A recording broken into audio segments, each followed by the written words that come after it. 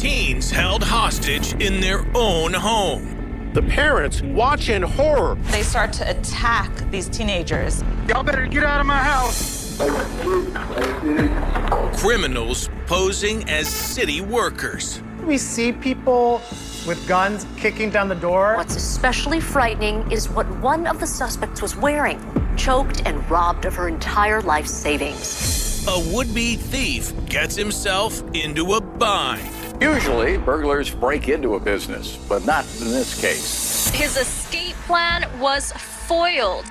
He's in this dead-end hallway, and he's trapped. Something that I've only seen in movies. And when a purse snatcher strikes, The chase is on. He stole my purse! a hero jumps into action. I had to do what I had to do. Shocking viral videos we can't stop watching. Brazen home invasion. This is like the stuff of nightmares. Y'all better get out of my house.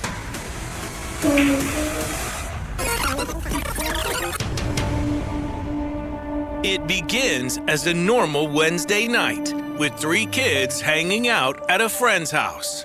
This is happening at 8:40 at night. It's not too late, but the parents are out for the evening. The teenagers are home alone. But then there's a startling noise.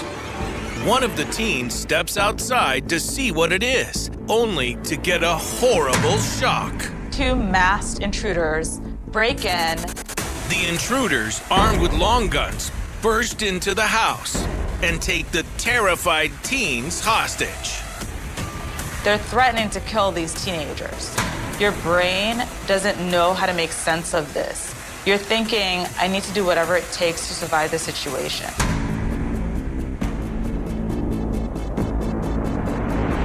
I think the teenagers actually behaved exactly how they should have. They completely followed orders.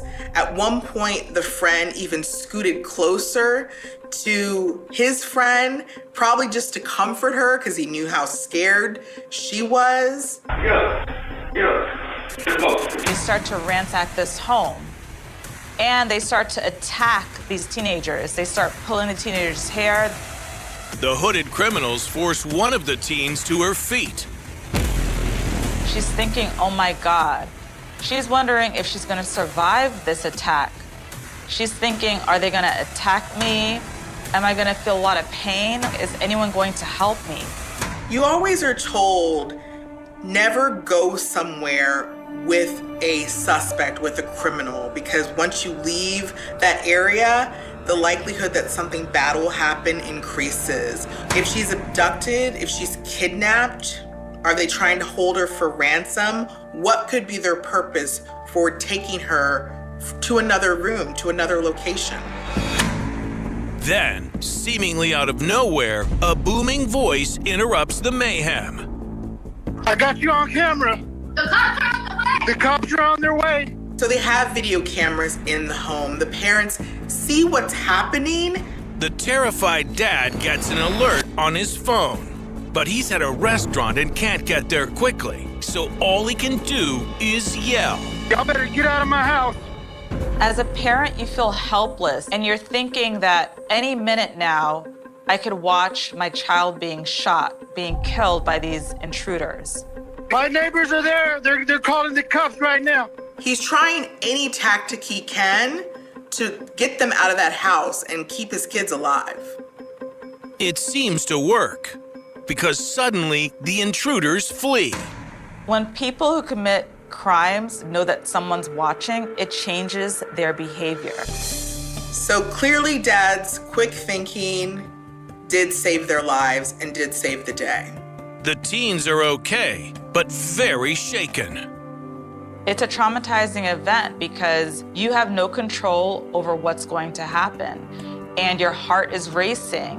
You're breathing fast. You're thinking that you don't know if someone's gonna help you, if someone's gonna rescue you. You're thinking that this is your last night alive. With the suspects at large, the fearful family posts their home surveillance footage to social media, and it quickly goes viral. The parents watch in horror on their Ring Camera cell phone app. Police develop leads, but they go cold. Fear spreads through the community. Where are these assailants? As police hunt for the masked assailants who took a group of teens captive in their own home, they do their best to calm nervous neighbors. The neighborhood probably doesn't sleep as well at night knowing that this happened. The intruders have yet to be identified, and no arrests have been made. If I know that those criminals are still out there in the community, I'm definitely sleeping with all the locks on the door, and I'm getting as many cameras on my property as possible. Those security cameras can be vital, especially with criminals like these who use a terrifying tactic. What's especially frightening is what one of the suspects was wearing.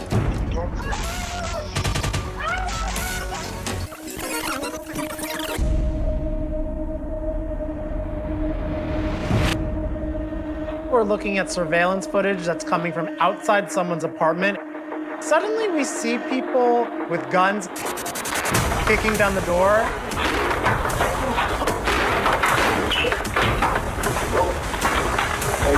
They have assault rifles with large mag capacity. When they enter the home, you could hear them shout HPD, Houston Police Department. Law enforcement would enter a home like this if they have a valid search warrant. But they are definitely not police officers. If that was happening to my apartment, I would immediately be like, what did I do wrong? It is very hard to defend yourself in a situation like this because people are very trusting. Inside, another security camera catches the invaders prowling through the residence. But now, the homeowner is awake. I can only imagine the adrenaline that was going through the homeowner's body at this time. He's sound asleep, he hears a door crashing, and he grabs his weapon. Within seconds, this homeowner has gun in hand, ready to fight off intruders. And he's now confronted with the life and death situation. After a few tense moments, everything erupts. Now for a split second, we have total chaos in the house. Bullets are flying everywhere, and we have active gunfire. Bullets even rip through the walls of a neighboring apartment. Thankfully, right when the homeowner started firing, the not HPD starts running off away, proving that it's not real officers. Fortunately, no one is hurt, but the crooks get away. And the homeowner says he never believed that they were police. He suspected they were there to rob him. Police release his footage and the story goes viral.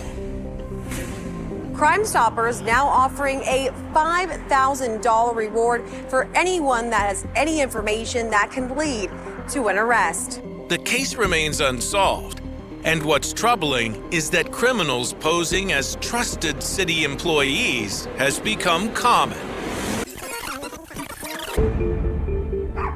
Here, a person dressed as a utility worker approaches the home of an elderly woman. Although he's dressed normally like an electrical worker would be, one thing threw it off. He's wearing a ski mask. Luckily, the woman inside notices something is off about this guy, so she does not open the door for him. Unfortunately, though, while she was distracted by this guy at the front door, two men broke in through the back door. This is a common tactic. They distract the victim to the front door while their counterpartners are entering the residence by some other means. And they not only burglarized her house, but they beat her as well. After a few terrifying minutes, the fake utility workers flee. But now, someone sees them. And just as these burglars are getting away from this woman's house with all of her stuff, one of her relatives is driving up. After beating an elderly woman and stealing everything she has, criminals posing as fake utility workers make a run for it, just as one of her family members arrives at her house. And I can only imagine what is going through their head. The woman is okay, but when her sad story hits the news, it strikes a nerve. Choked and robbed of her entire life savings.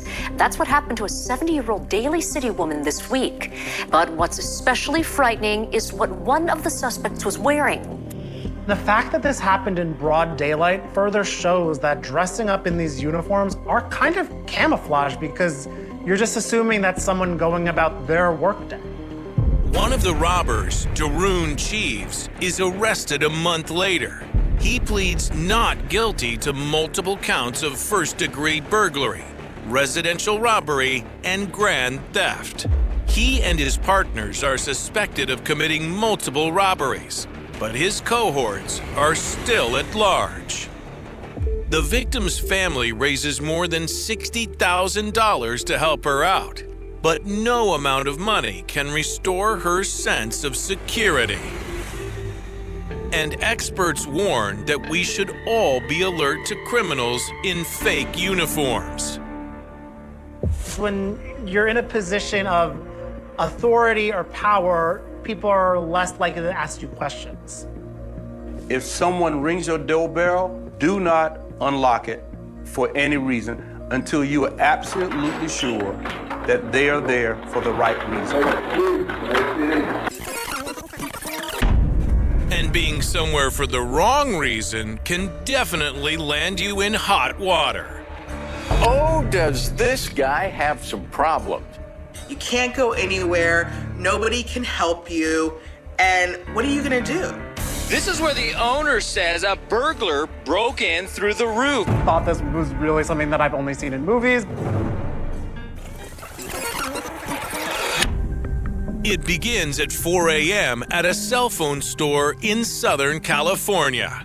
So the burglar here kind of enters in a way I didn't really know happened in real life. Came in through the air duct. Armed with a bag to collect his loot, the burglar suddenly looks confused.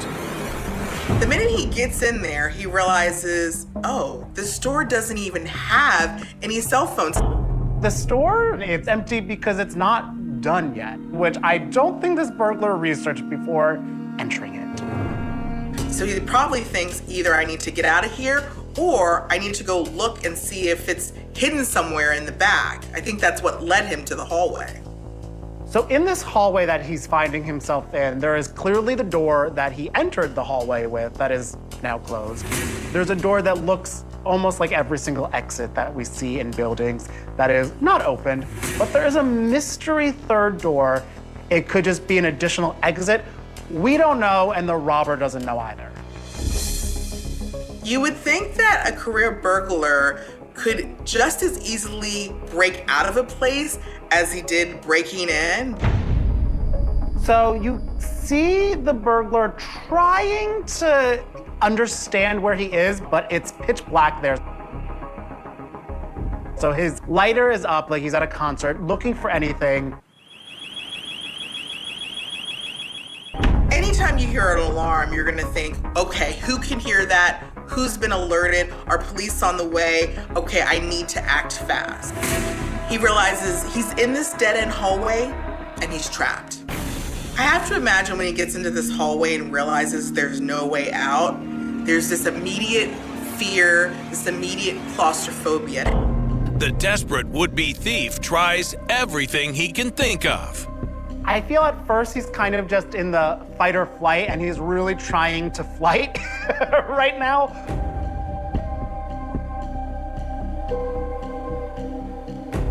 He uses donkey kicks, he uses front kicks. Like, there has to be a way for me to get out of here. But nothing works. He has tools with him because, again, he broke into the store. He pulls out a hammer and he starts trying to break the window of that door. The hammerhead breaks off. So now he has to think, oh my God, I don't even have any tools anymore. I just broke the only thing that could possibly get me out. In this moment, I feel anything that is going through this burglar's mind would have to be bleeped out. I'm just imagining him saying every curse word imaginable. But what the hapless robber doesn't know is that this hallway is designed to be a trap. After losing thousands of dollars in 20 prior burglaries, the owner of this store constructed a dead-end hallway fortified with reinforced steel. He's like, maybe I can try this and, punch through this steel door. Or maybe I can try this and donkey kick my way through this other door. Or maybe I can try to climb up to a ceiling. He does eventually get into that other door, but he realizes it's just a closet and it leads to nowhere. So now what? Is this trapped would-be thief out of options? The man who tried to rob a cell phone store only to discover that there's nothing to steal. And what's more, the owner has designed a trap, realizes that he's doomed. After trying to kick down the other door for a while, he's completely given up. He decides to start drinking out of the spigot in the wall. He hydrates a little bit, which is important, I guess, if you're trying to break out of where you broke into. Rule of thumb, always carry a bottle of water on you wherever you go. After 45 long minutes, the police finally arrive. He absolutely has to be relieved that the police showed up. Even though he knows he's gonna be arrested, he knows he's at least not trapped in a hallway and gonna die of starvation or dehydration. The man is arrested, and the story about the trapped robber quickly goes viral. Usually, burglars break into a business, but not in this case. His escape plan was foiled, and he ended up getting caught on security cameras and getting trapped inside for nearly an hour. That door shuts and you're done. You're not getting out of there. Watching the panic set in and seeing him just feel like this trapped rat in a cage, it's almost comical. It's almost like he thinks he could be like the Kool-Aid man. He almost knocks himself out trying to get through these doors. I think this robber might be one of the first robbers to shout hallelujah when the police came to arrest him, because otherwise I think he would have just been stuck in there overnight or for weeks. Another robber gets what he came for, but then is trapped by someone who is determined not to let him get away. The chase is on. A Good Samaritan is in pursuit of a suspect. It's a viral video that grabs international attention. And when an old lady's purse was snatched, this guy didn't hesitate. Hero takes action after a thief snatches a woman's purse. With an 87-year-old woman at the heart of this story, it gets millions of views. He stole my purse! It all starts just after 11 a.m. outside a grocery store. Inside, two strangers, Pat Goins and Deshaun Presley, exchange friendly banter. But as soon as they part ways, a man snatches Pat's purse. I heard her screaming, "He stole my purse!" It was the yell that I need help. I just turned around and did what I had to do.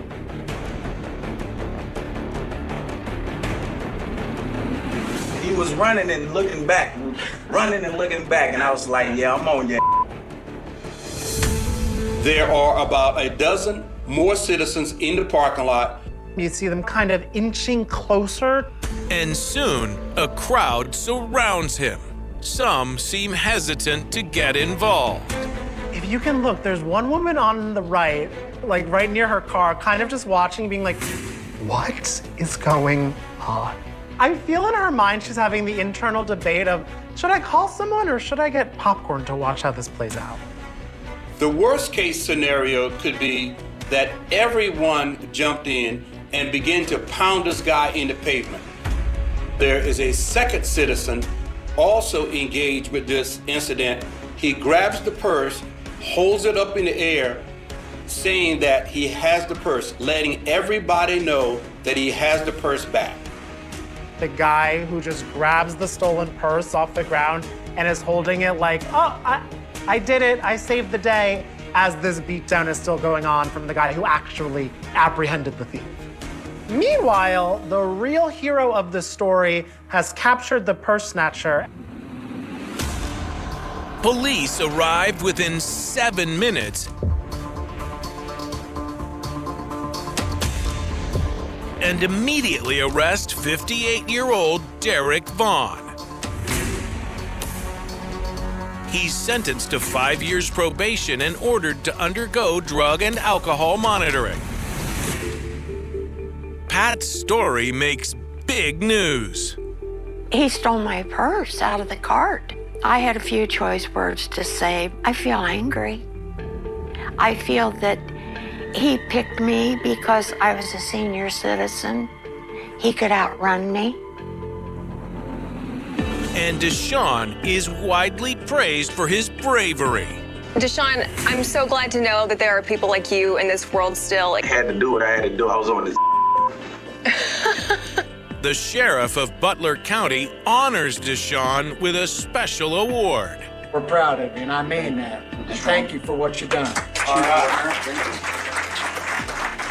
What's very sweet and touching about this story is Deshaun let everybody know that this situation really meant a lot to him because he was raised by his own grandmother. My mom died when I was young, and my grandma took me in, and she did very good by me. And, you know, she had, you know, house rules and stuff like that that I had to abide by, and I love. I didn't like it, but I had to do what I had to do. She taught me, and I'm thankful. And Pat and Deshaun have now gone from viral crime to friends for life. Tell them, Miss P, this is not the only day we're gonna see each other. That's right. We're gonna remain in contact with each other. Yeah, and we've got a dinner date. And we got a dinner. All right. Yeah.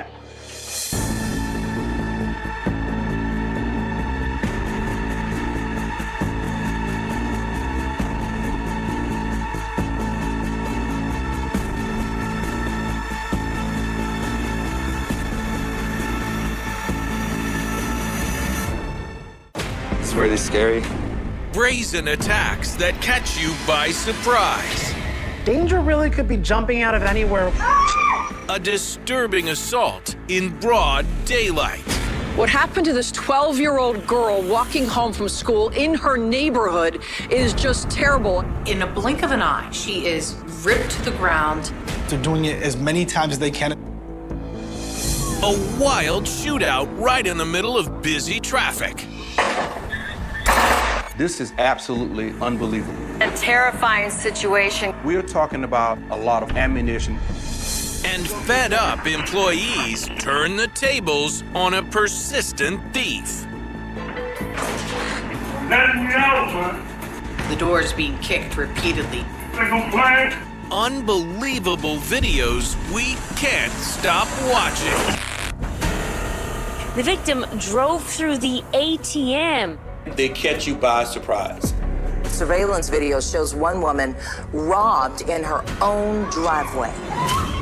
Be aware of your surroundings, especially when leaving banks. They're very aggressive.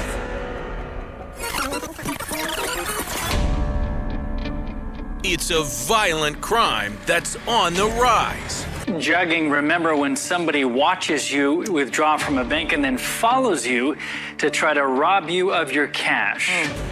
And these bold thieves don't wait until dark to make their move. Caught on camera tonight, a jugging crime in broad daylight right in the middle of a neighborhood. A Houston mother is out running errands in her car, making stops at the grocery store and the bank.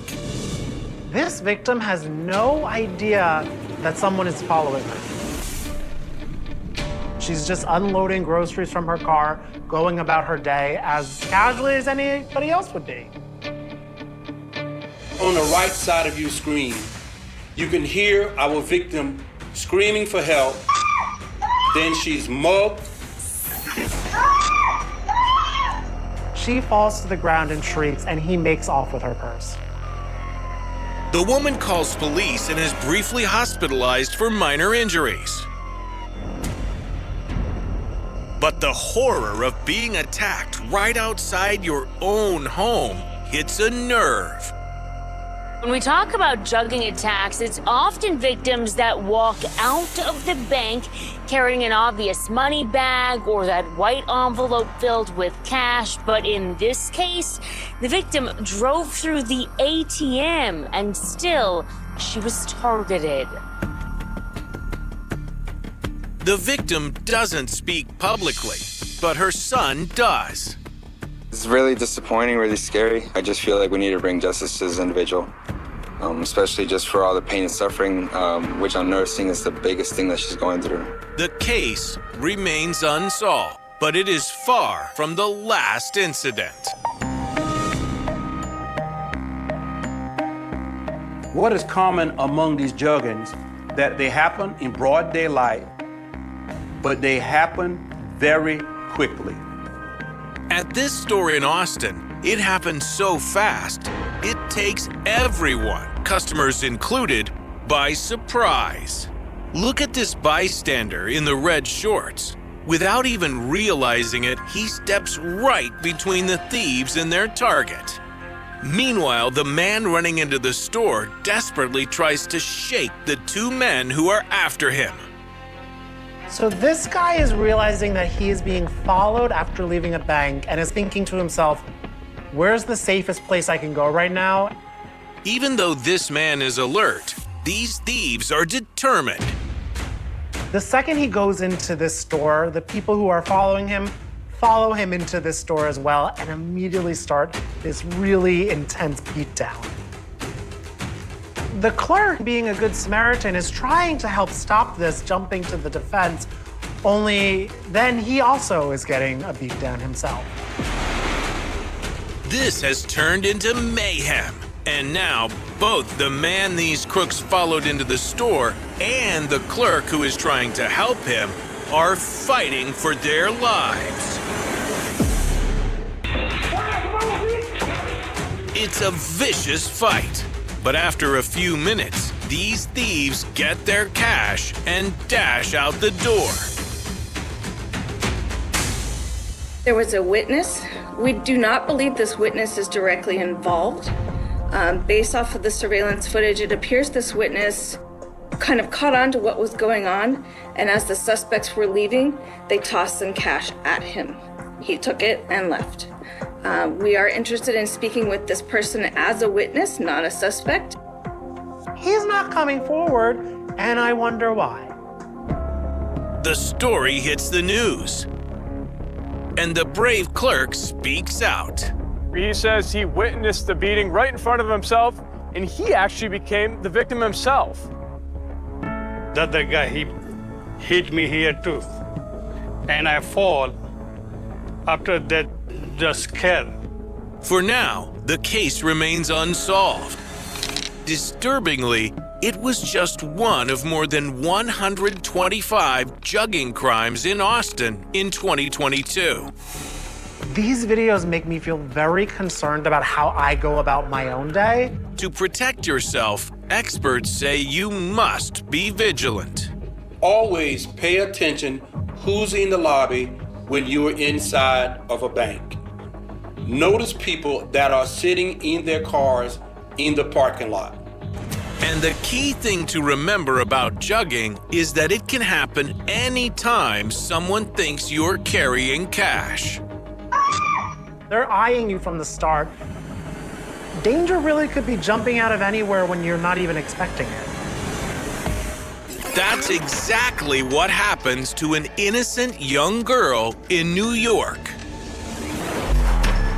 Two men on a motorbike are wanted in a violent robbery spree that targets women. In Queens, police are searching for two thieves who are snatching necklaces. They are brazen attacks that spare no one.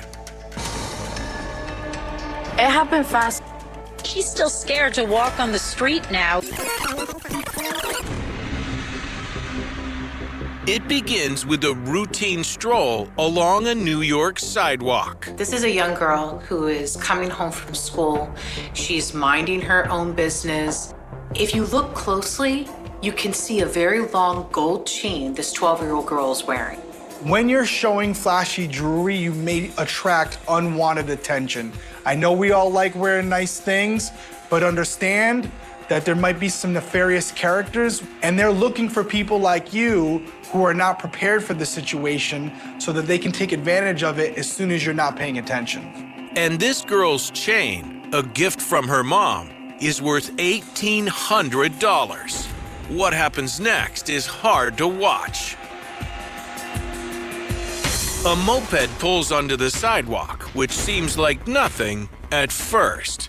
But the two people on this bike are laser focused. Muggers roll up on this 12-year-old girl and snatch her chain. In a blink of an eye, really in an instant, she is ripped to the ground, and something that means a lot to her is taken from her.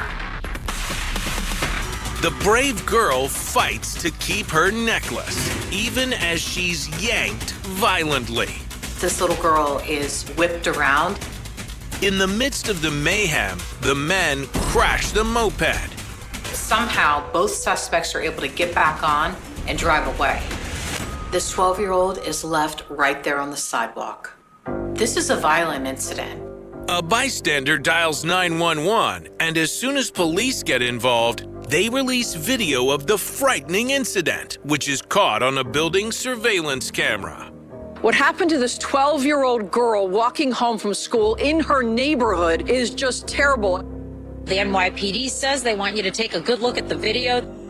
Police are asking for the public's help in identifying those two suspects on that red scooter. The 12-year-old girl, who is scratched but otherwise uninjured, describes the horrifying ordeal to the media. They're just the worst human beings alive. It happened fast, so I didn't feel when I was getting dragged. I only cared about the necklace. So I didn't know what to do or how to react. I've never harmed someone in a way, the way they did to me, so it's I don't think I deserve that. And as it turns out, these same men are behind a series of similar muggings. In Queens, police are searching for two thieves who are snatching necklaces off of victims' necks. Police now know about 7 different robberies. The victims are mostly women between the ages of 12 and 70 years old. They are violent attacks, and 4 of the incidents take place in a single day. The victims are approached from behind. When you don't really see something coming, it's a little bit more difficult to protect yourself. In general, if you're wearing nice jewelry, you have to make sure that you're aware of your surroundings. And if possible, if you're out in a public area, tuck the jewelry in. It's not important to show it off at all times.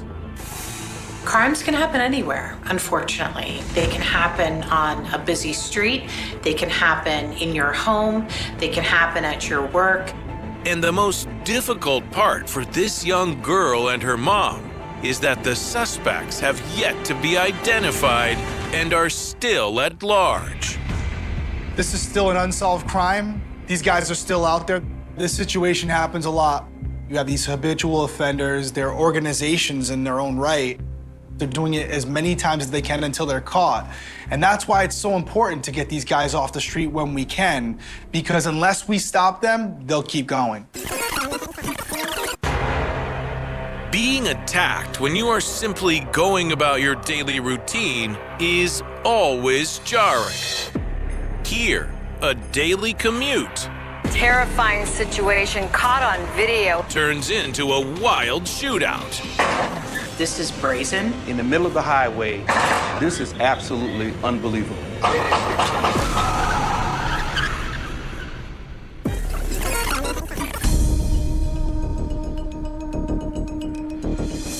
What we're looking at right now, this is dash cam video. It's on the south side of Chicago in the middle of the day.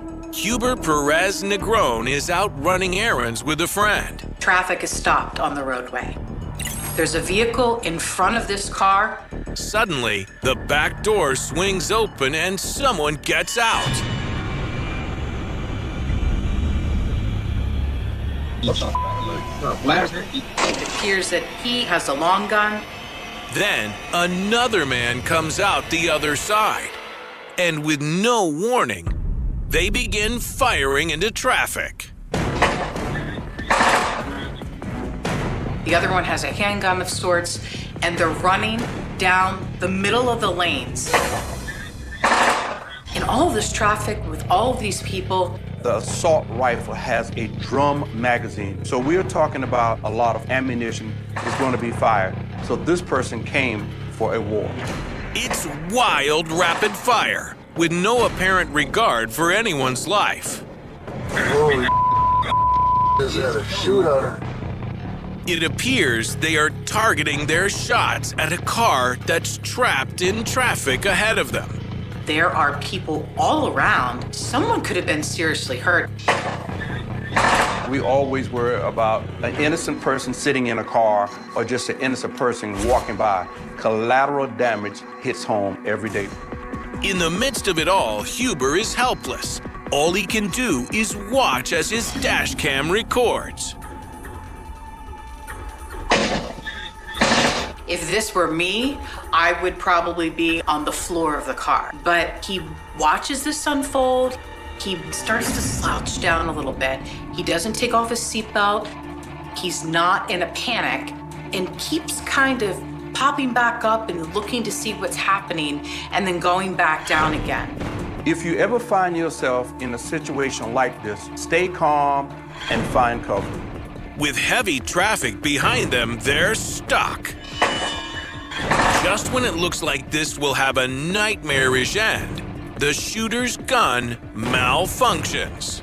If you look here in the top left corner, the magazine falls out of the gun, and that is good for everyone because now the suspect does not have the capacity to fire multiple rounds. But is this over yet? After firing wildly into traffic, the two shooters responsible for all the terror jump back into their car and speed off. For Huber Perez Negron, who has been stuck right in the midst of it, there is immense relief. He takes a long drag of his cigarette and sort of just exhales. And it may be just an exhale of like, my goodness, I am so glad this is over. And he's able to drive away. Miraculously, no one is injured. Multiple calls come into 911 after the gunfire is picked up on something called a shot spotter. Shot spotters are essentially microphones in neighborhoods that picks up the sounds of gunfire, in which they can have officers dispatched to that area. Huber's footage of the shocking shootout goes viral. Terrifying situation caught on video. A man stuck in traffic, but all of a sudden he's right in the middle of a shootout. See, I hear a lot of the stuff on the news, like say stabbings and robberies, and I really never thought that I'd experienced what I did yesterday. It just shocked me. Well, it surprised me at first. I really thought, man, these other guys are gonna shoot back, and I'm directly right behind them. Despite having the video, police are unable to identify the shooters, and no arrests have been made. If the suspects are caught, they could face multiple charges: shooting into occupied dwelling, going armed to terror the public, assault with a deadly weapon, intent to kill, and many, many more. But it's a commute no one who witnessed will ever forget. This is 100% out of the ordinary. This is brazen. This is in the middle of the day. There are people all around. Someone could have been seriously hurt, and thank goodness they weren't. Another out-of-the-ordinary crime caught on camera ends with employees turning the tables on the surprise thief. He's like a caged animal at this point. Let me out, man. You think I'm playing? We're looking at security camera footage from a convenience store in Washington, D.C. And there's this reoccurring character that seems to come into the store a lot. This is a guy employees at that store have dubbed Gatorade Man because he is known to come inside of the store and take things. A lot of times it's Gatorade. Gatorade Man has been stealing from this store for about a year. He always dresses differently, but he's caught on camera every time. He's pretty brazen. He's not your typical thief. He walks in head held high, picks up whatever he wants, and walks right out, knocking the door open dramatically.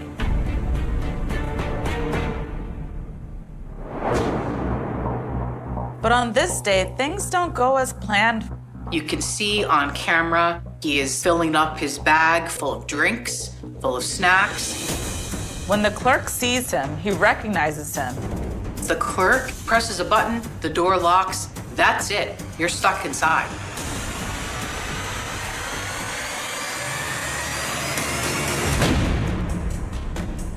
When he goes to exit, the door is locked. He can't get out.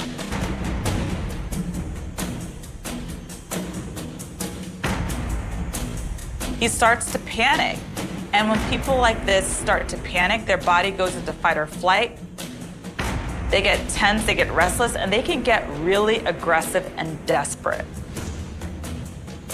The clerk is probably afraid too. He's thinking, is this man gonna start attacking me? But the door doesn't budge.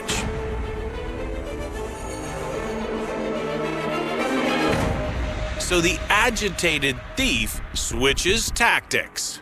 At this point, Gatorade Man realizes that he's trapped. He frantically puts the things back on the shelf. Let me know. Let me know, man. But the clerk still refuses to open the door. He's on the phone pleading with 911 to send help. So Gatorade Man goes back to it. They gon' play.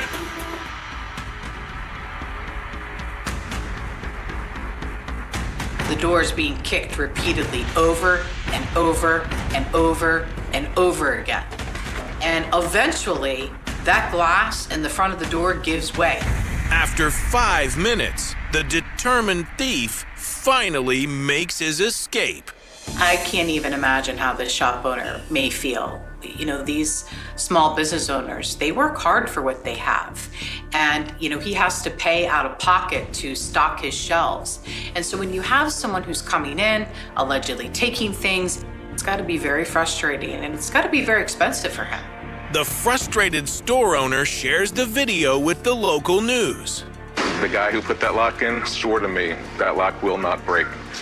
And it didn't. The door broke before the lock did. But incredibly, a few weeks later, this guy comes back.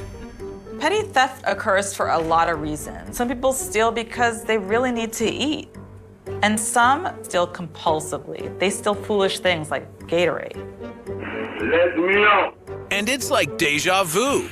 Once again, he can't get out. He's like a caged animal at this point.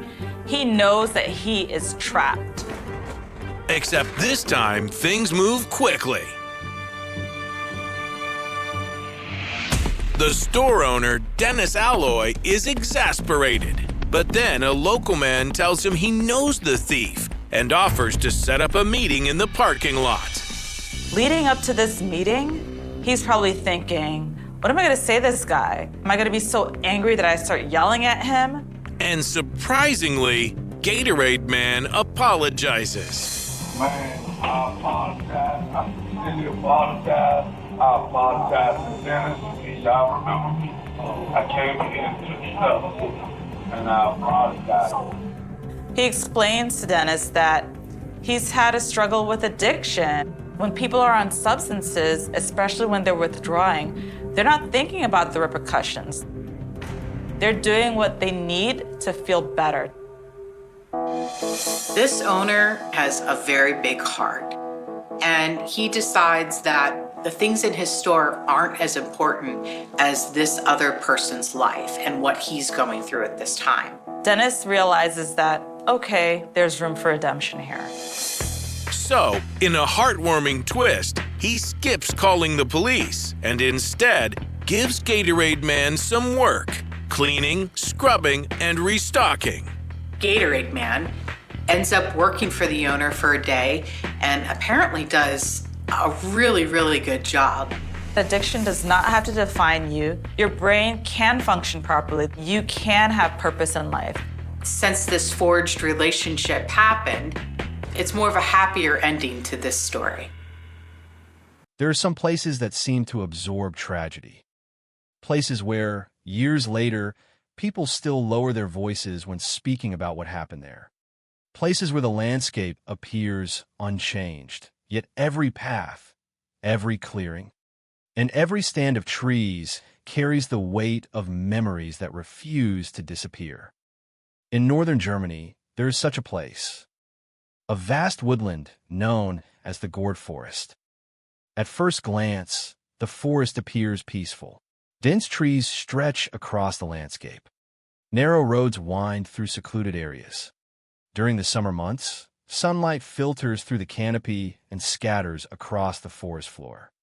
It is the kind of place where hikers seek solitude, where couples go for quiet walks, and where the outside world feels distant. But in the summer of 1989, Gourd became something else entirely. It became the setting for one of the most disturbing and enduring criminal mysteries in modern German history. The story we are about to examine is not simply the story of a murder, nor is it only the story of a killer who managed to evade justice for decades. It is the story of timing. A timing so improbable and so unsettling that, even today, it remains one of the most chilling aspects of the entire case. Because on July 12, 1989, police officers were already investigating a double homicide inside the Gourd Forest. And yet, somewhere within that same forest, another double murder was unfolding. At almost the exact moment investigators were searching for answers in one killing, another pair of victims were encountering a fate from which they would never return. The victims were Ingrid Warmbier and Bernd Michael Kopping. Their names are often mentioned alongside the larger Gourd murder investigation. But behind those names were two real people with families, routines, responsibilities, and futures that extended far beyond a single day in July. Ingrid Warmbier was 46 years old and lived in the town of Uelzen. Bernd Michael Kopping was 43 years old and worked as a regional manager for the lottery company Toto Lotto in Hanover. Both were married. Both were leading lives that, from the outside, likely appeared ordinary. Yet they also shared a private relationship. A relationship that brought them together on the day they entered the Gourd Forest. On the morning of July 12th. Neither of them could have known that the forest had already become the focus of a major homicide investigation. Neither could have known that another couple had recently been murdered there. Neither could have imagined that they would soon become victims in what would later be recognized as one of Germany's most notorious unsolved cases. What happened next would generate questions that investigators would spend years attempting to answer. How did the killer approach them? Why did he choose them? How was it possible that a second double murder could occur in the same forest while police activity was already underway nearby? And perhaps most hauntingly of all, how did nobody realize what had happened until more than 2 weeks later? The answers would emerge slowly. Some would come from forensic evidence. Some would come from painstaking investigative work. Others would remain frustratingly incomplete. But from the very beginning, this case possessed a quality that distinguished it from countless other homicide investigations. The circumstances seemed almost impossible. Imagine a forest large enough to conceal terrible secrets. Imagine investigators already combing through that forest because a murdered couple had been discovered. Now, imagine another couple walking into those same woods. Imagine them unaware of the danger, unaware that somewhere among the trees, a predator may already be present, unaware that the place they had chosen for privacy and seclusion was rapidly becoming a crime scene of extraordinary significance. For years afterward, that coincidence would continue to shock investigators, journalists, and members of the public alike. The distance separating the two crime scenes was not vast. The events occurred within the same forest, the same month, and, according to later forensic conclusions, on the very same day police were working nearby. Few criminal cases contain a detail as unsettling as that. The image is difficult to forget.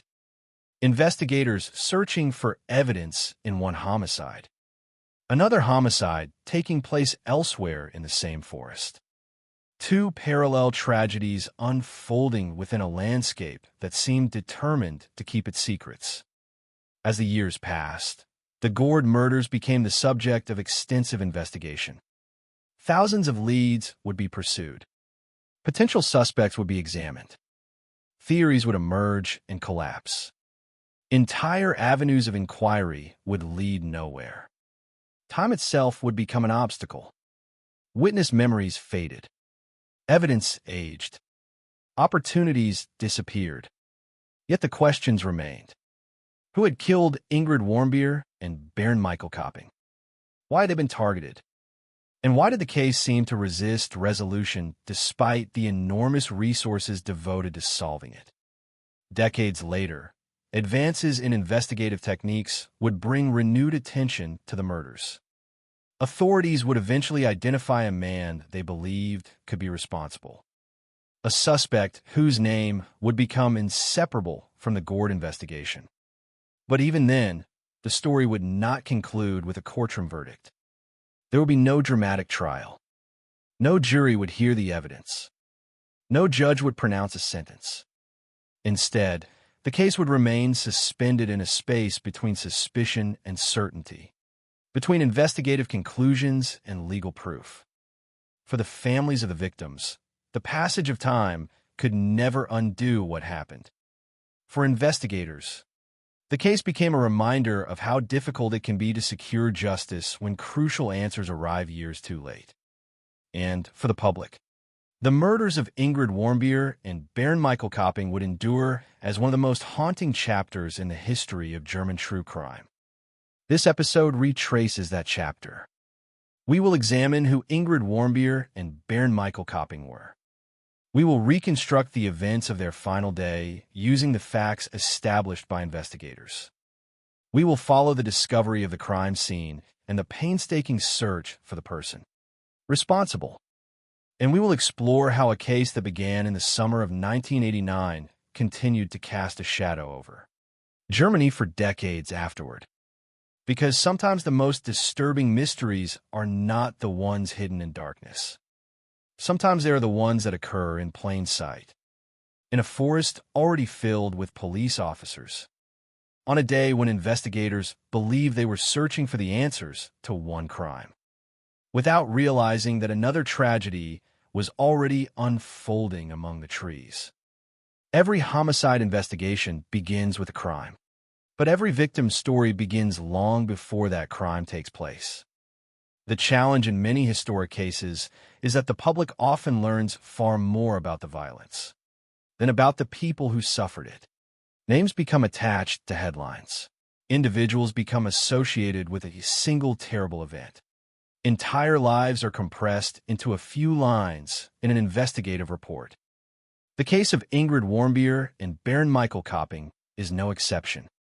Much of what survives in public records focuses on the circumstances of their deaths and the mystery that followed.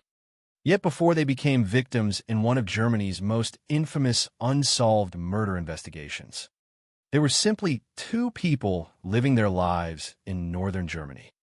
Ingrid Warmbier was 46 years old. She lived in the town of Uelzen, located in Lower Saxony. Beyond that basic information, the available records provide only limited details about her daily life. What is known is that she was married and had established a life that extended well beyond the events that would eventually make her name known to investigators and journalists. Like every victim in a homicide case, she existed within a network of relationships. Family members knew her not as a victim, but as a wife, a relative, a familiar presence in their lives. Friends and acquaintances would have known her through everyday interactions that never appear in police files. The same is true of Baron Michael Copping. Copping was 43 years old and worked as a regional manager for Toto Lotto in Hanover. The position suggests responsibility and stability. His professional life placed him within a structured environment, one far removed from the violence that would eventually claim his life. He too was married. He too had a life that extended beyond the circumstances for which he would later be remembered. When examining historical crimes, it is important to remember that victims are often reduced to the final chapter of their stories. The tragedy of July 1989 cannot be understood solely through the events that occurred in the Gord Forest. It must also be understood through the recognition that two ordinary lives were abruptly and violently interrupted. What linked Ingrid Warmbier and Baron Michael Copping was a relationship that existed outside their marriages. According to investigators, both individuals maintained an extramarital relationship. This fact would later become a prominent element of media coverage surrounding the case.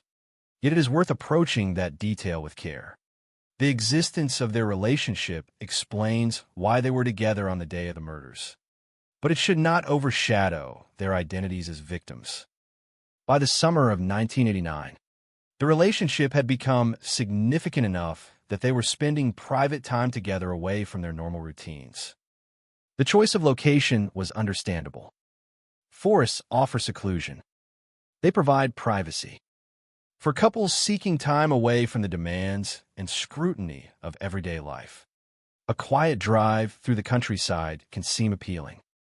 There is no evidence suggesting that either Ingrid Warmbier or Baron Michael Copping had any reason to fear for their safety that day. There is no indication from the available information that they believed they were entering a dangerous situation. From everything investigators were able to reconstruct, July 12, 1989 appeared to begin as an ordinary summer day.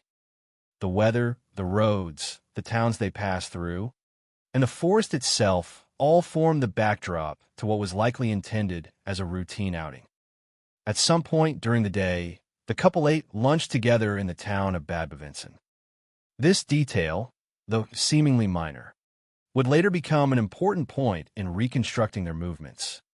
Investigators often rely on such moments to establish timelines. A meal, a purchase, a sighting, each can become a marker that helps determine where victims were and when they were last known to be alive. After spending time in Bad Bevensen, Warmbier and Copping continued their journey. They traveled toward the Gord Forest, a large woodland area in Lower Saxony that was well known for its natural beauty and secluded character. Eventually, they reached an area near Forsthaus Rothen. At that location, they parked Copping's Toyota. From there, they continued on foot. Investigators later determined that they walked more than 2 kilometers into the forest. That detail is significant. 2 kilometers may not sound especially far when considered in isolation, but within a dense woodland environment, it can create considerable separation from roads, buildings, and other people. Every step deeper into the forest reduced the likelihood of casual encounters with passersby. Every step increased their isolation. At the time, neither of them could have known how extraordinary the circumstances surrounding that day truly were. Because elsewhere in the same forest, a separate investigation was already underway. To understand the chilling nature of this coincidence, it is necessary to look briefly at another tragedy. Earlier, authorities had discovered the bodies of Ursula and Peter Reynold, another couple who had been murdered in the Gord Forest. The discovery had triggered a major police response. Investigators were already working to understand what had happened. Questions were already being asked. Searches were already being conducted. The forest had already become the focus of a homicide investigation. And yet Ingrid Warmbier and Bernd Michael Kopping entered the area anyway. Not because they ignored warnings. Not because they knowingly accepted a risk. But because they simply did not know. The information available suggests that they were unaware of the danger. They could not have anticipated that the forest they entered had already become associated with a brutal double homicide. Nor could they have imagined that, before the day ended, they themselves would become victims of another. This coincidence remains one of the most unsettling aspects of the entire case. Many homicide investigations involve unfortunate timing. Few involve timing so extraordinary that two separate double murders become linked not only by location, but by the same day and the same forest. As investigators later reconstructed events, Warmbier and Kopping left behind the relative safety of populated areas and entered an increasingly isolated section of woodland. The area they approached included what investigators would later identify as Hunting District 138. At the time, however, that designation meant nothing to them. It was simply another part of the forest, another quiet destination, another place where they could spend time together away from the public eye. Looking back from the perspective of history, it is tempting to view every step of that journey as part of an inevitable progression toward tragedy. But that is not how the day would have appeared to the victims themselves. For them, the drive to the forest was simply a drive. Lunch was simply lunch. A walk among the trees was simply a walk. The future remained unknown. The danger remained unseen. And the person who would eventually be identified by investigators as the most likely suspect remained entirely outside their awareness.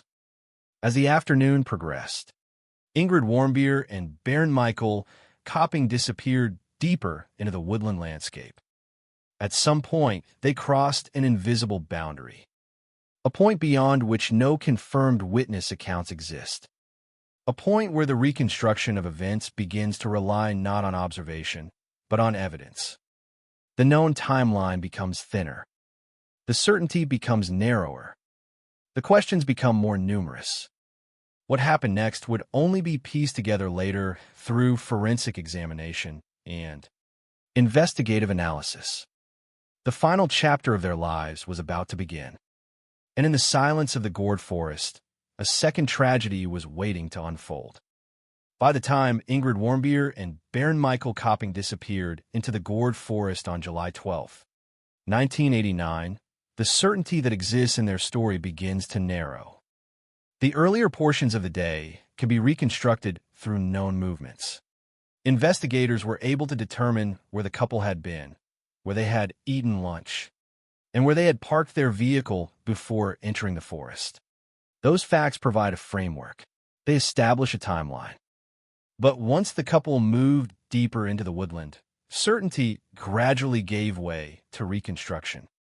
No surviving witness account describes their final moments. No verified observation captures the instant they encountered their attacker. What investigators ultimately learned came from the evidence left behind.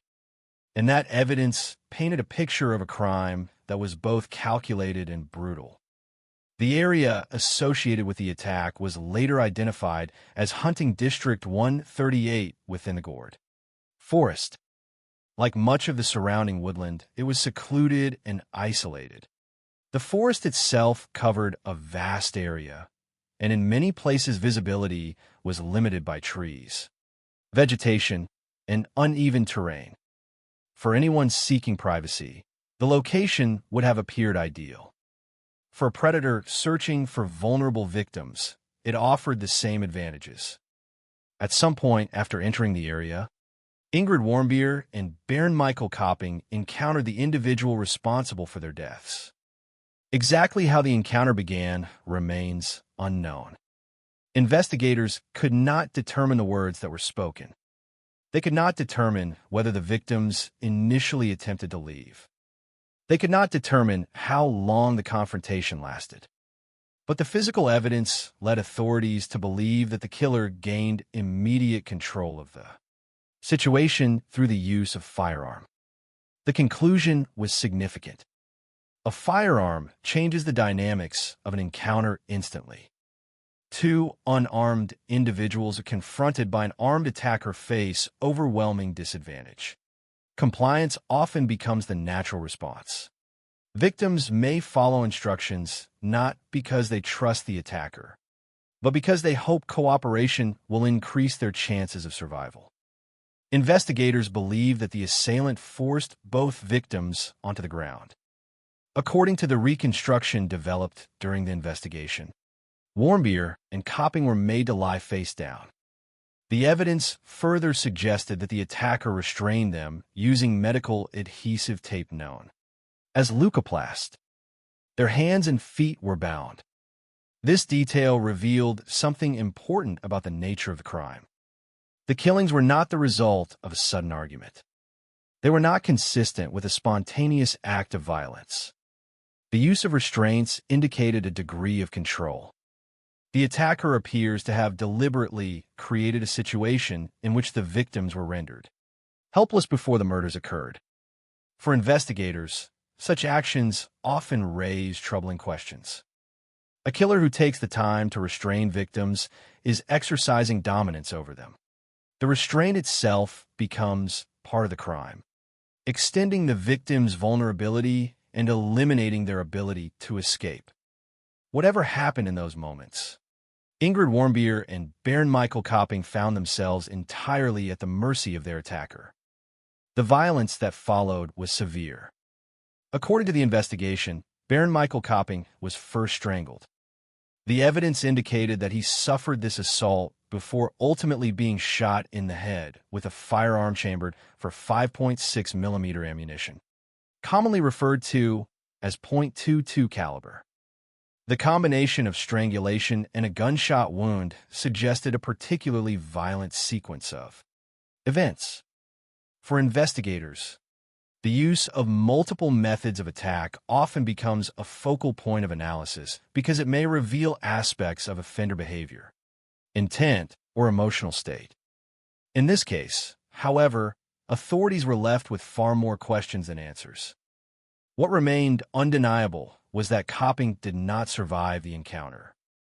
His life ended in a remote section of forest far from assistance, far from witnesses, and far from anyone who could intervene. The attack on Ingrid Warmbier was equally brutal. Investigators determined that she suffered catastrophic injuries. Her skull had been fractured. She sustained severe trauma to her chest. Like Copping, she was also shot in the head. The extent of her injuries indicated extreme violence. The attack went beyond what was necessary merely to cause death. It reflected a level of aggression that investigators would later view as one of the most disturbing elements of the case. Additional observations at the crime scene deepened those concerns. When Warmbier's body was eventually discovered, investigators noted the condition of her clothing. Her shirt had been pulled upward to the level of her bra. The bra itself had been cut. These findings immediately attracted investigative attention. Authorities considered whether the crime may have included a sexual component or whether the actions reflected a form of pathological control exercised by the offender. Importantly, investigators could not definitively establish the exact motive behind these actions.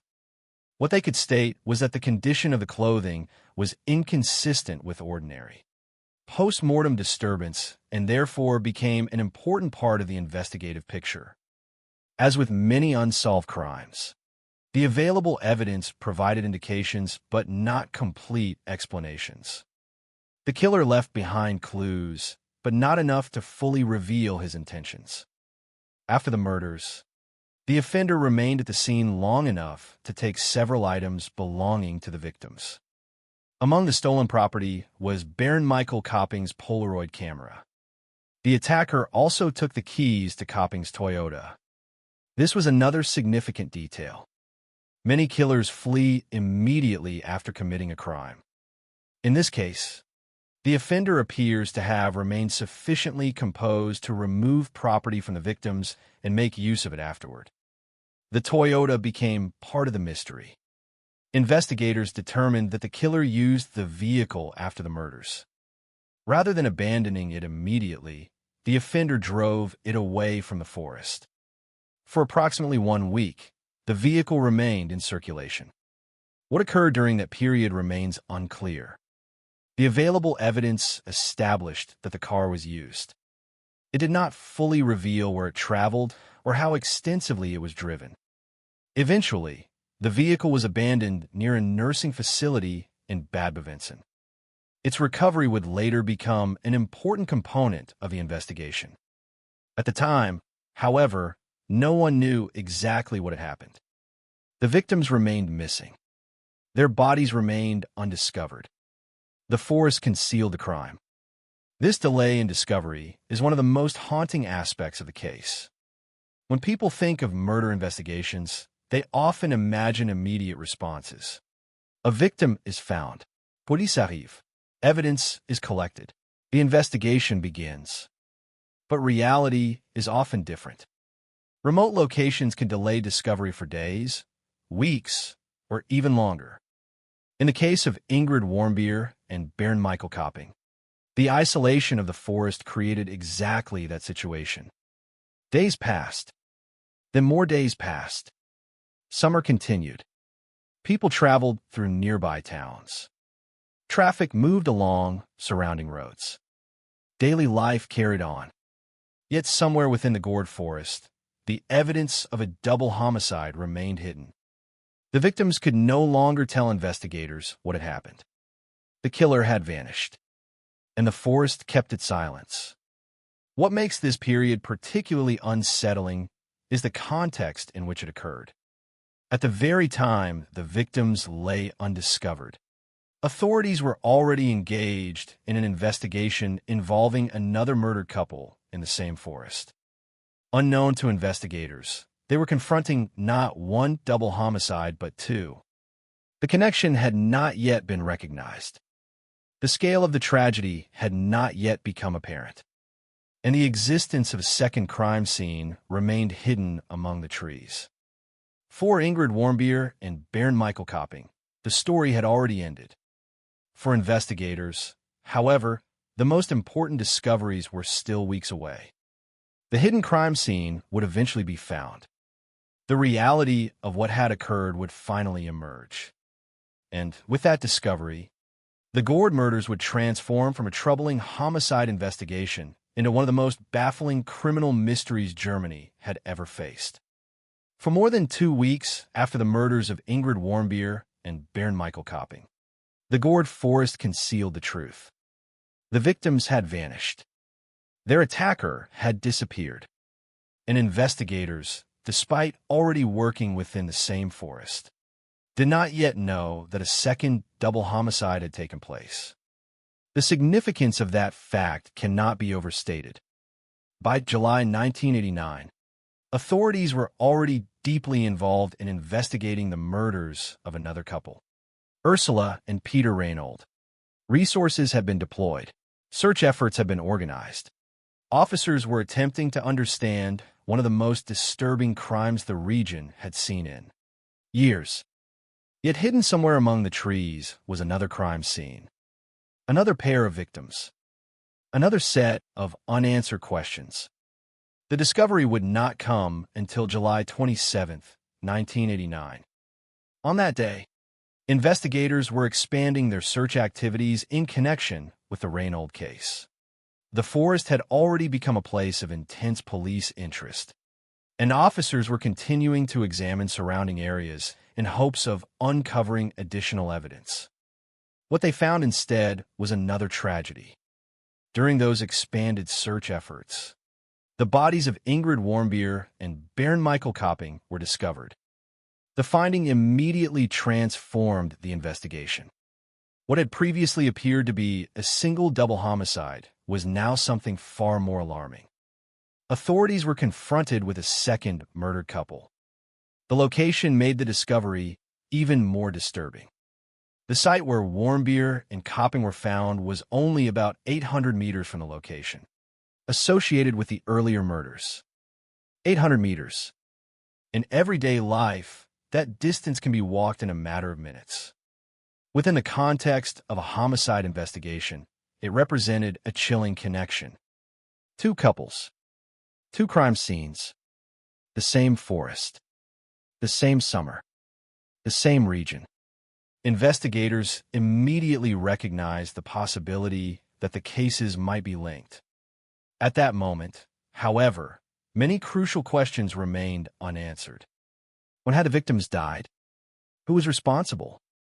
And if the crimes were connected, what did that reveal about the killer? As forensic experts began their work, one answer emerged that would ultimately become one of the most shocking revelations in the entire case. The examination of the victims led investigators to conclude that Ingrid Warmbier and Bernd Michael Copping had been killed on July 12, 1989. The date was important for many reasons. Most significantly, it established that the murders had occurred on the very same day that police were already present in the Gourd Forest investigating the first double homicide. This fact transformed the case from unusual to extraordinary. The realization was deeply unsettling. Somewhere in the forest, officers were carrying out investigative duties connected to one crime scene. At approximately the same time, elsewhere among the trees, another pair of victims were being attacked and murdered. The image is almost impossible to ignore. Investigators searching for evidence while another homicide unfolds nearby. The question naturally followed. How could such a thing happen without anyone noticing? How could officers working in the forest fail to hear the gunshots? How could an attacker commit such a violent crime and escape detection? These questions would linger for years. Eventually, investigators attempted to answer at least part of the mystery through practical testing.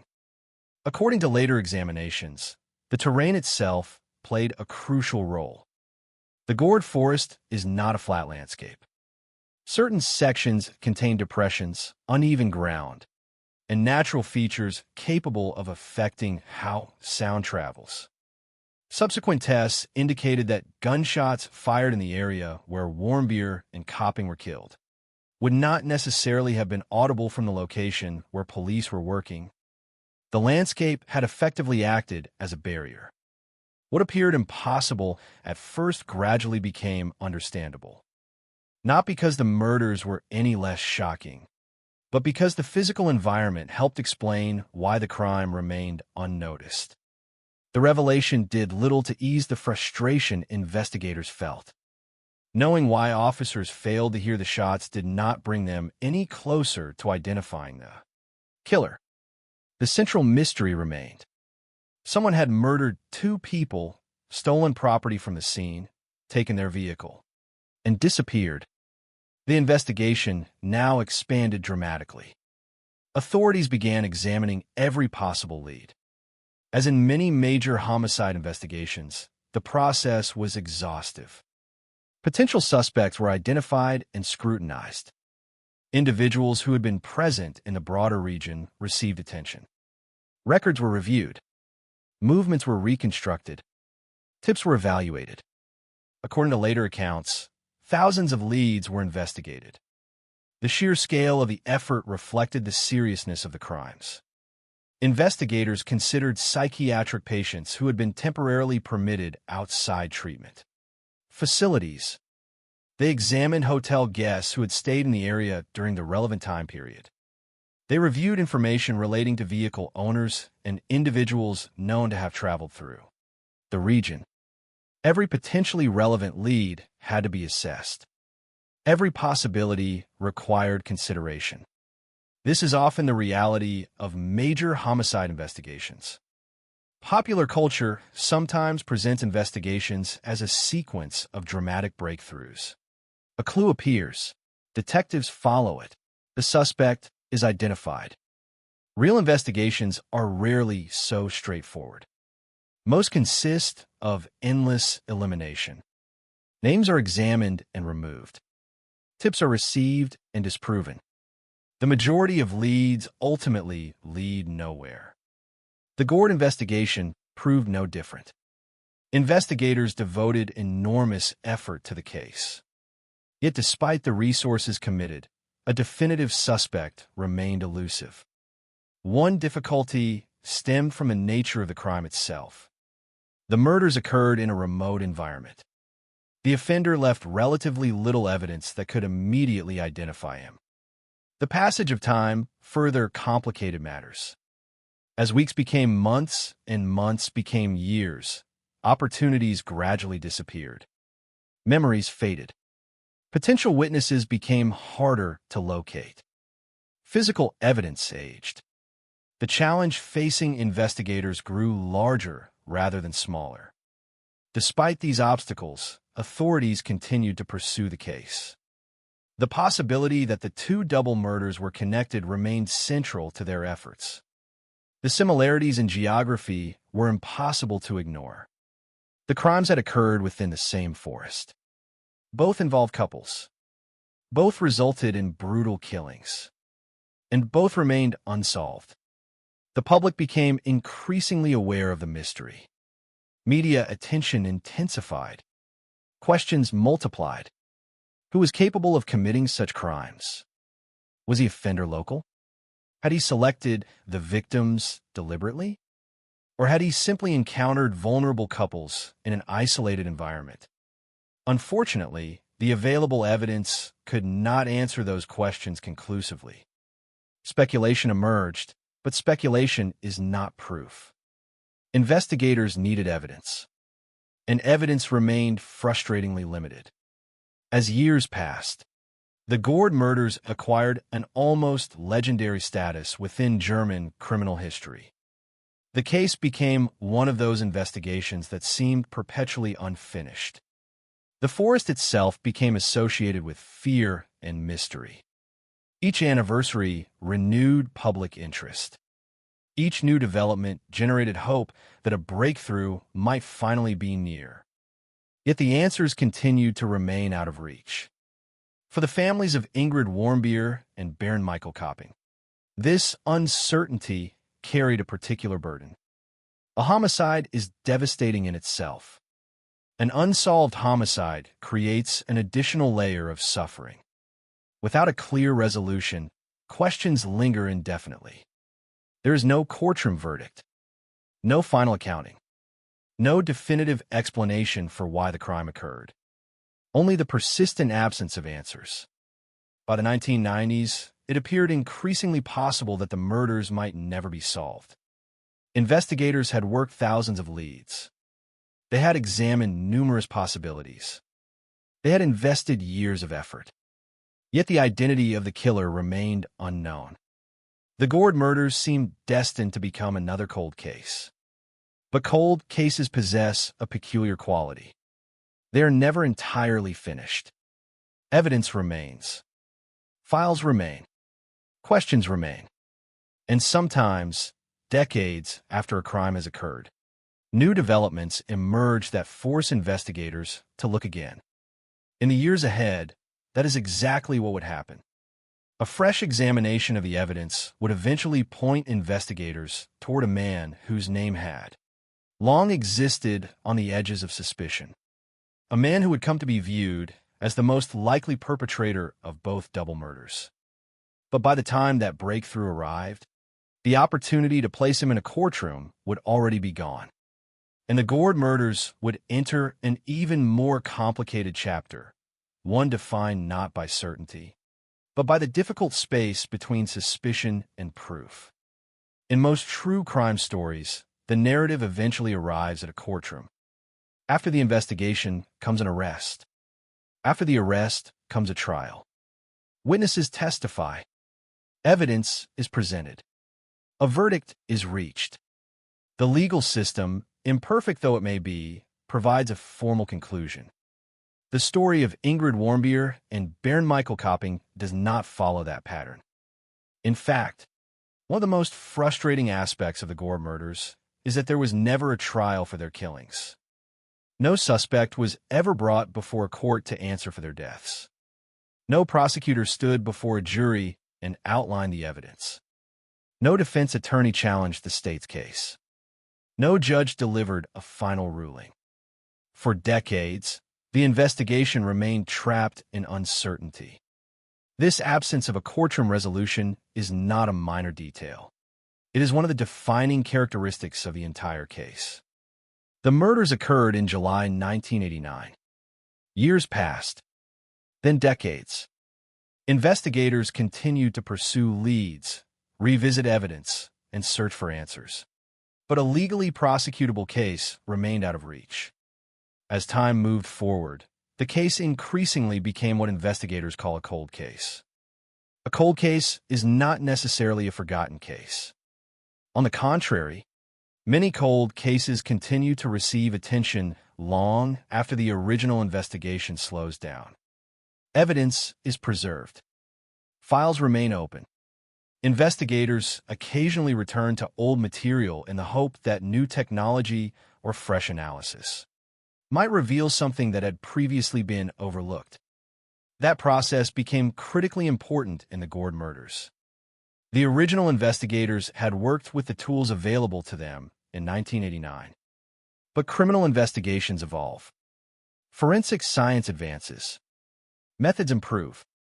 Evidence that appears insignificant at one point in history can become highly valuable years later.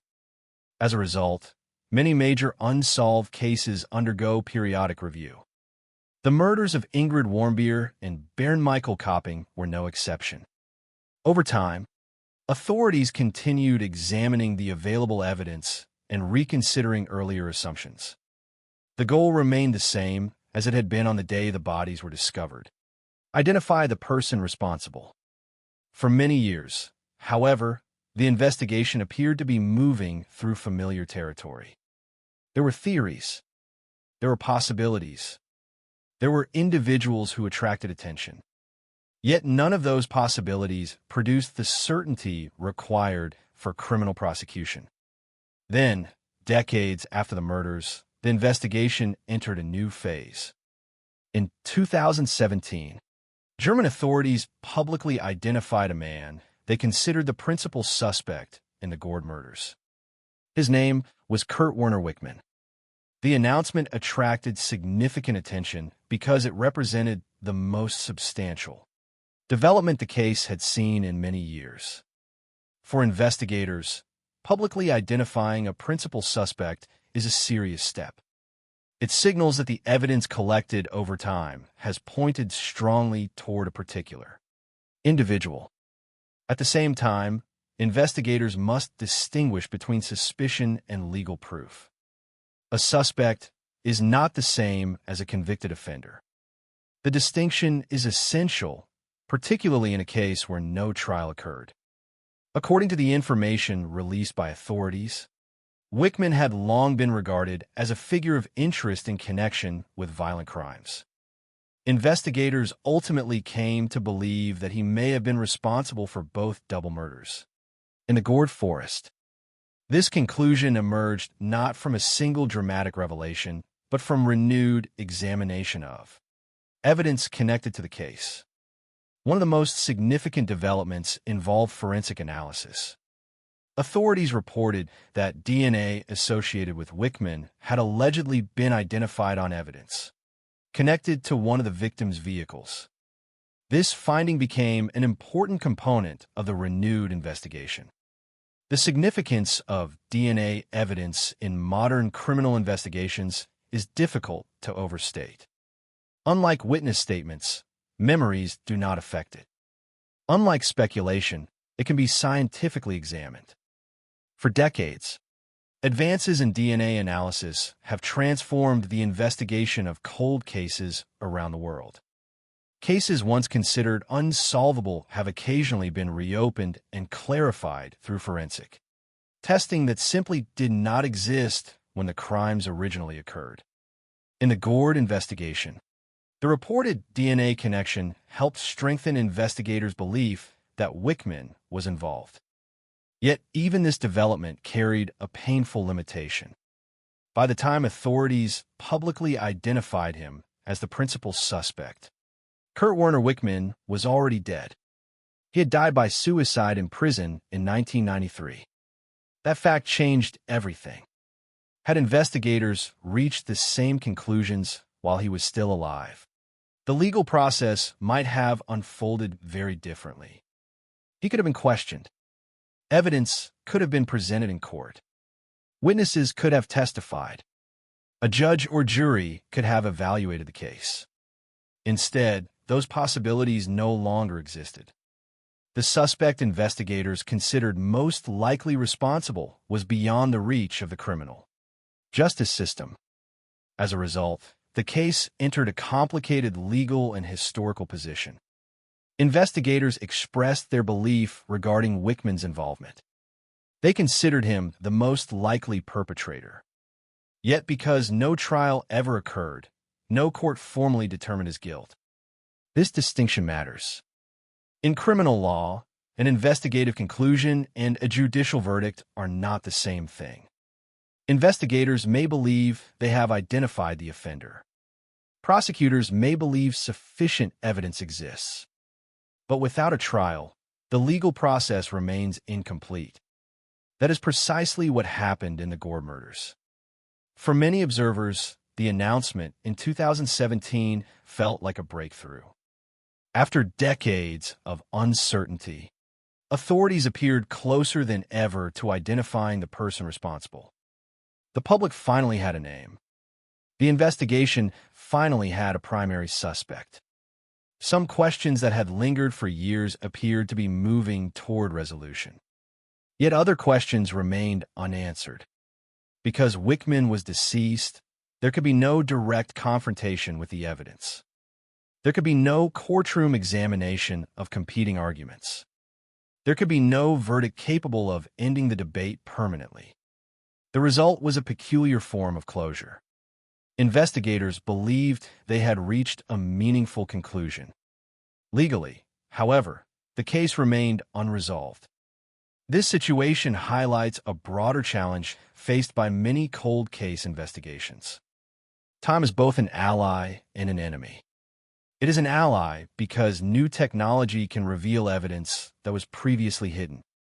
It is an enemy because suspects die, witnesses disappear, and opportunities vanish.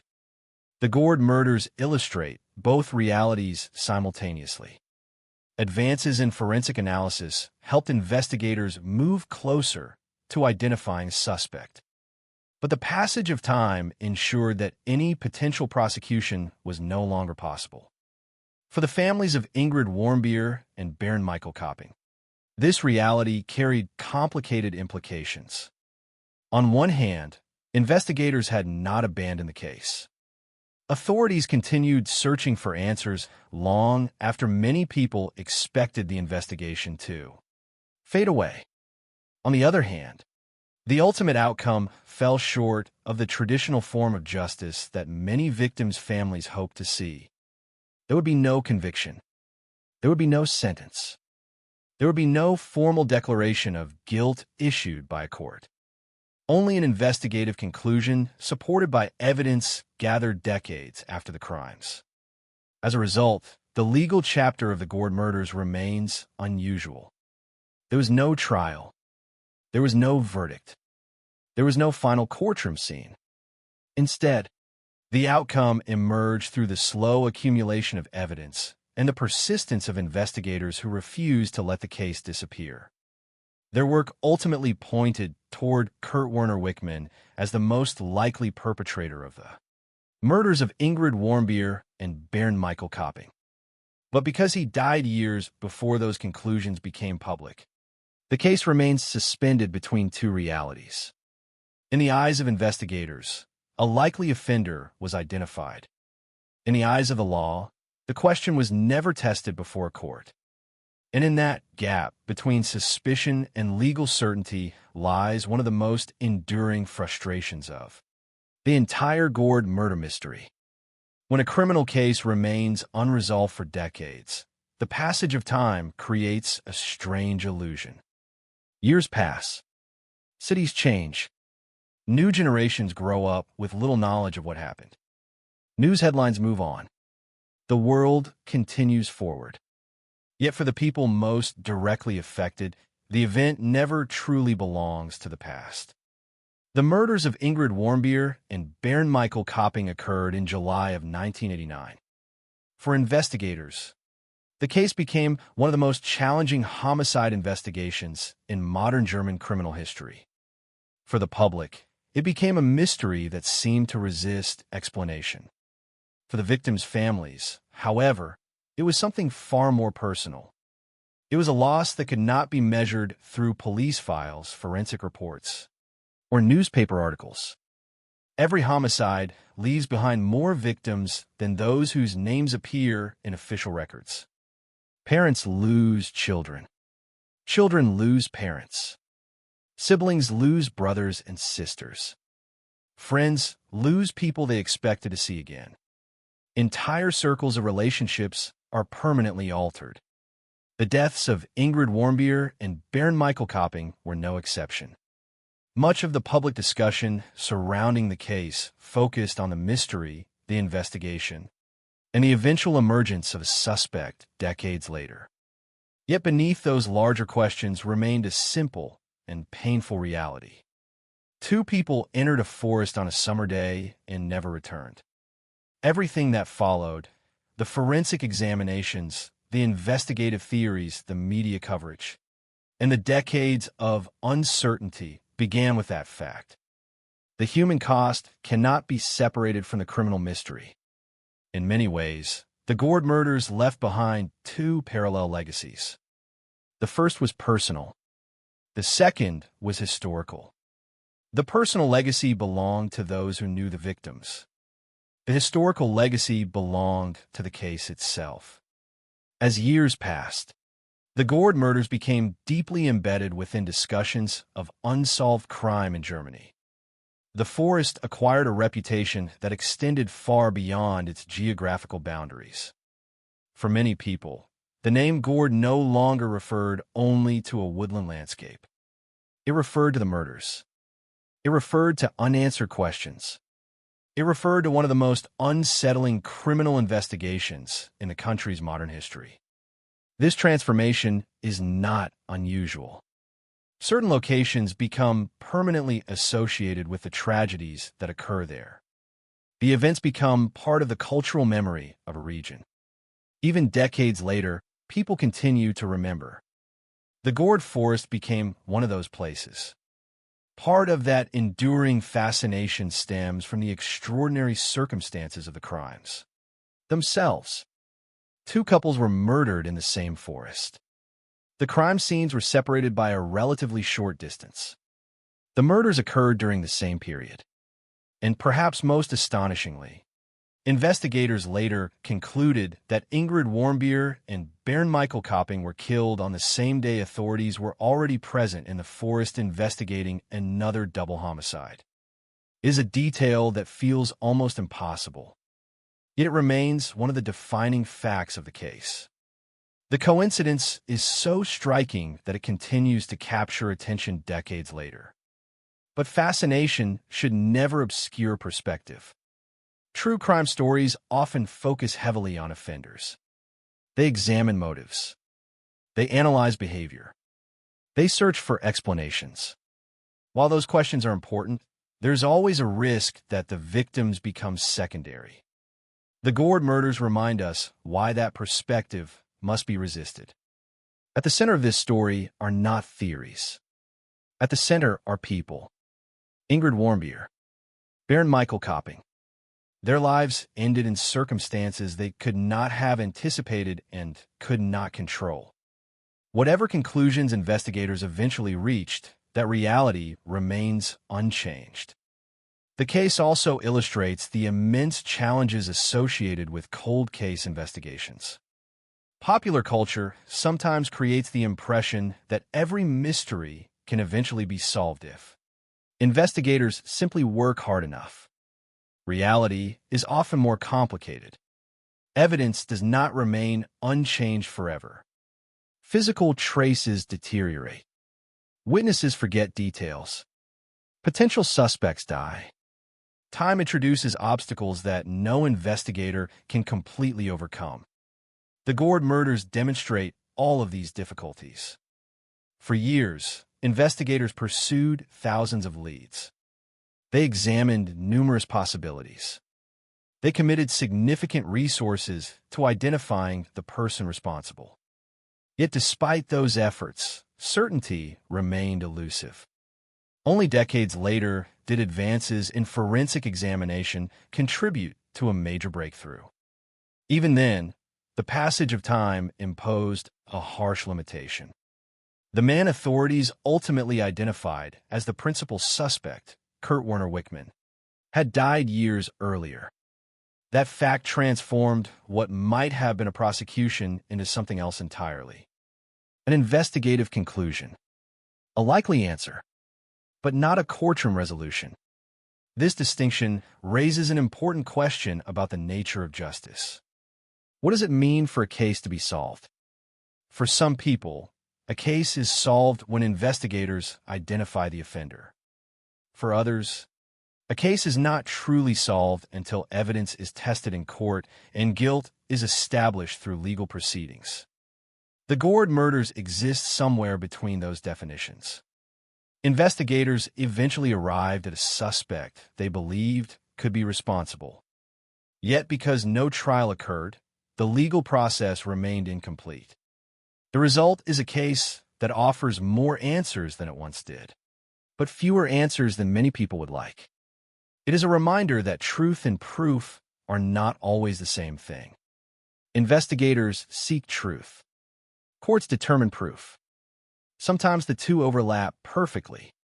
Sometimes circumstances prevent that overlap from ever occurring. The Gord murders belong to that second category. Even today, discussions of the case often return to the same fundamental questions. Could the murders have been prevented? Could the killer have been identified sooner? Would the outcome have been different if certain evidence had emerged earlier? Such questions are understandable. They arise naturally whenever a major case remains unresolved for many years. Unfortunately, there are also questions that history rarely answers. Investigators can study evidence. They can reconstruct timelines. They can evaluate decisions. But they cannot rewrite events. The summer of 1989 remains fixed in time. The murders occurred. The victims died. And nothing can alter those facts. Perhaps that is why the case continues to resonate. Not simply because of the mystery. Not simply because of the suspected killer. But because it illustrates the limits of certainty. Despite enormous investigative effort, some questions remained unanswered for decades. Despite advances in forensic science, complete closure proved difficult to achieve. Despite the identification of a principal suspect, a courtroom resolution never arrived. The story remains powerful because it reflects a reality that many criminal investigations confront. Sometimes answers come too late. And when they do, they cannot fully repair what was lost. As we reach the end of this case, it is worth returning to where the story began. A forest in northern Germany. A summer day in July 1989. A couple sharing time together away from their ordinary routines. What happened afterward would become part of German criminal history. Investigators would spend decades pursuing the truth. Journalists would revisit the mystery repeatedly. The public would continue asking questions long after the original investigation had begun. Yet beneath all of that remains a far simpler story. Two people lost their lives. Their deaths became part of a larger mystery that endured for generations. And although investigators eventually pointed toward a likely perpetrator, the complete legal resolution that many hoped for never arrived. Today, the Gord murders remain a cautionary example of both the strengths and limitations of criminal investigations. They demonstrate the persistence of detectives who refuse to abandon a case. They demonstrate the value of revisiting old evidence. They demonstrate the potential of forensic science to illuminate events long thought beyond understanding. But they also demonstrate that justice delayed can become just as complicated.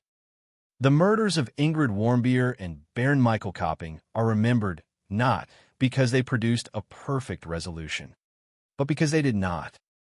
Their story endures in the space between mystery and answer, between suspicion and proof, between investigation and judgment. And perhaps that is the final lesson of the Gord murders. Some cases end with certainty. Others end with understanding that remains incomplete. Yet regardless of how much time passes, the responsibility to remember the victims remains the same. Because beyond every investigation, beyond every theory, and beyond every unanswered question are the lives that were taken. And those lives deserve to be remembered long after the mystery itself fades. There is a moment at the end of many criminal investigations when the story finally becomes clear. The evidence aligns. The questions receive answers. The uncertainty gives way to certainty. The case closes. The murders of Ingrid Warmbier and Bernd Michael Kopping never reached that moment. Instead, their story entered history in a far more complicated way. Decades after the murders, investigators believed they had come closer than ever to identifying the person responsible. A suspect emerged. Evidence was re-examined. The narrative that had remained fragmented for so many years began to take a more recognizable shape. Yet even then, the ending remained incomplete. There would be no trial, no confession, no opportunity for the evidence to be tested before a court, no final judgment delivered in the name of the victims. What remained was something less definitive but still significant, an investigative conclusion reached after decades of persistence. For those who study criminal history, the Gord murders occupy a unique place. The case is often remembered because of its extraordinary coincidences. A forest, two couples, two double homicides, crime scenes located within the same woodland, investigators working nearby while another murder allegedly unfolded elsewhere among the trees. These facts alone would be enough to secure the case a place in German criminal history. But there is something deeper that continues to resonate. The case forces us to confront how fragile ordinary life can be. On July 12, 1989, Ingrid Warmbier and Bernd Michael Kopping were not participants in a criminal investigation.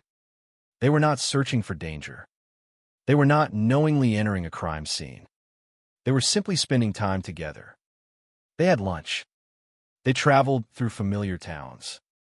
They parked a car. They walked into a forest. Nothing about those actions was extraordinary. Millions of people perform similar actions every day without consequence. Yet history often turns on moments that appear completely ordinary at the time. The victims could not have known that the forest had already become connected to another double murder. They could not have known that investigators were already searching for answers elsewhere in the same woodland. And they certainly could not have known that their names would one day become part of one of Germany's most discussed cold cases. That is perhaps the most unsettling aspect of the entire story. Not the brutality of the crime, not even the mystery that followed, but the randomness, the ordinary nature of the day before everything changed. Many years have passed since that summer afternoon. The world of 1989 has largely disappeared. Germany itself has changed dramatically. Technology has transformed criminal investigations. Entire generations have grown up knowing the Gord murders only through documentaries, books, articles, and discussions of unsolved crime. Yet the events themselves remain frozen in time. The victims remain 46 and 43 years old. The forest remains the forest. The investigation remains one of the most remarkable in modern German history. And the questions that once dominated headlines continue to echo even if some of them may never receive complete answers. Cases like this also reveal something important about the nature of memory. Society tends to remember dramatic crimes. People remember the mystery. They remember the investigation. They remember the suspected offender. Over time, however, the victims can become secondary figures in their own stories. That is why it is important to return to them. To remember that Ingrid Warmbier was more than a name in a police report. That Bernd Michael Kopping was more than a victim listed in an investigative file. Their lives existed before July 1989. They had families, responsibilities, relationships, plans for the future. The tragedy of homicide is not only that a life ends. It is that an entire future disappears with it. Every conversation that never happens. Every milestone that is never reached. Every year that is never lived. Those losses rarely appear in official documents, but they are among the most significant consequences of violent crime. The Gord murders also stand as a testament to the determination of investigators. Despite the passage of decades, authorities continued examining evidence. They continued asking questions. They continued searching for answers long after many would have assumed the case was beyond resolution. That persistence matters. Even when justice cannot be fully achieved, the pursuit of truth retains value. The willingness to revisit old evidence demonstrates a commitment not only to solving crimes, but also to honoring victims whose cases might otherwise be forgotten. In that sense, the later developments in the investigation represent something important. They show that unanswered questions do not always remain unanswered forever. Sometimes the passage of time creates obstacles. Sometimes it creates opportunities. And sometimes both occur simultaneously. The Gord murders experienced exactly that paradox. Time allowed new forensic possibilities to emerge. Time also removed the possibility of trial. The same decades that brought investigators closer to a suspect also ensured that the legal process could never be completed. It is an ending that feels unsatisfying because real life is often unsatisfying. True crime narratives frequently encourage the expectation of closure. Reality does not always cooperate. Sometimes the answers arrive too late. Sometimes they arrive only partially. Sometimes they arrive in a form that resolves some questions while leaving others permanently unsettled. The murders of Ingrid Warmbier and Bernd Michael Kopping belong to that category. Perhaps the most fitting way to conclude this story is to return one final time to the Gord Forest itself. Long before the murders, the forest existed as a place of nature, solitude, and silence. Long after the murders, it continued to exist in much the same way. Trees continued to grow. Seasons continued to change. Paths remained where they had always been. Nature moved forward without regard for the events that had occurred beneath its canopy. Yet for those who know the history, the forest can never be viewed entirely the same way. Hidden within its landscape is the memory of two couples whose lives ended there. Hidden within its history is a mystery that challenged investigators for decades. And hidden within its story is a reminder of how easily ordinary days can become extraordinary tragedies. The murders of Ingrid Warmbier and Bernd Michael Kopping remain one of the most haunting chapters in German criminal history, not because every question was answered, but because some questions never were. The search for certainty ultimately encountered the limits of time. The search for justice encountered the limits of the legal process. But the search for truth continued. And in many ways, it still continues today. Because as long as these cases are remembered, discussed, and examined, the victims are not entirely lost to history. Their story remains. Their names remain. And the lessons of the Gord Forest remain as well. A quiet forest. A summer day. a mystery that lasted for decades, and two victims whose memory endures long after the echoes of the investigation have faded.